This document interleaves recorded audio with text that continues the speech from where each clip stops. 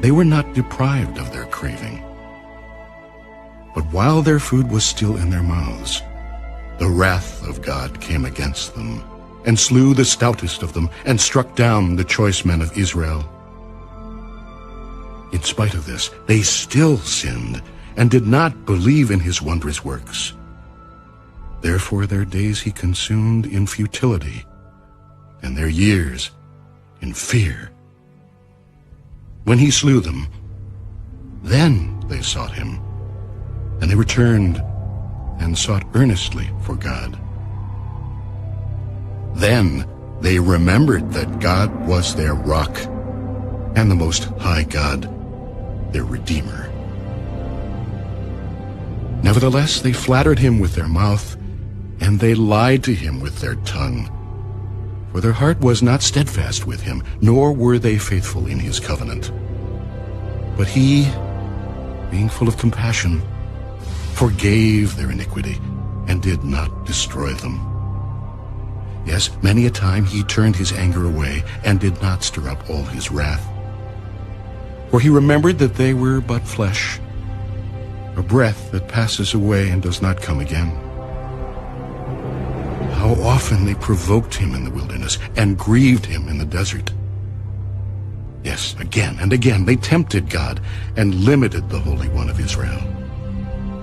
They did not remember his power, the day when he redeemed them from the enemy, when he worked his signs in Egypt, and his wonders in the field of Zoan, turned their rivers into blood, and their streams that they could not drink. He sent swarms of flies among them, which devoured them, and frogs, which destroyed them. He also gave their crops to the caterpillar, and their labor to the locust. He destroyed their vines with hail, and their sycamore trees with frost. He also gave up their cattle to the hail, and their flocks to fiery lightning. He cast on them the fierceness of his anger, wrath, indignation, and trouble, by sending angels of destruction among them. He made a path for his anger. He did not spare their soul from death, but gave their life over to the plague, and destroyed all the firstborn in Egypt, the first of their strength in the tents of Ham. But he made his own people go forth like sheep, and guided them in the wilderness like a flock. And he led them on safely, so that they did not fear. But the sea overwhelmed their enemies. And he brought them to his holy border, this mountain which his right hand had acquired. He also drove out the nations before them, allotted them an inheritance by survey, and made the tribes of Israel dwell in their tents. Yet they tested and provoked the Most High God, and did not keep his testimonies, but turned back and acted unfaithfully like their fathers.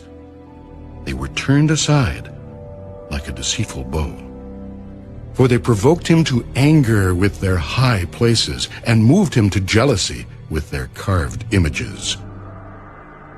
When God heard this, he was furious, and greatly abhorred Israel, so that he forsook the tabernacle of Shiloh, the tent he had placed among men, and delivered his strength into captivity, and his glory into the enemy's hand.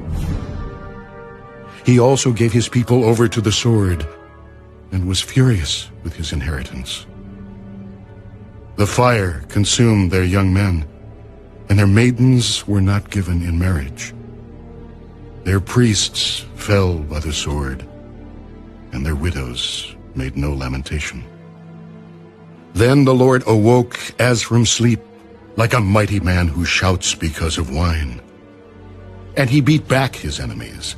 He put them to a perpetual reproach.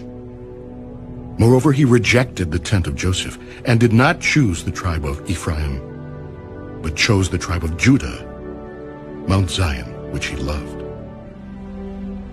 And he built his sanctuary like the heights, like the earth which he has established forever.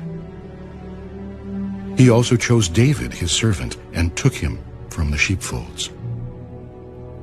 From following the ewes that had young he brought him to shepherd Jacob his people and Israel his inheritance.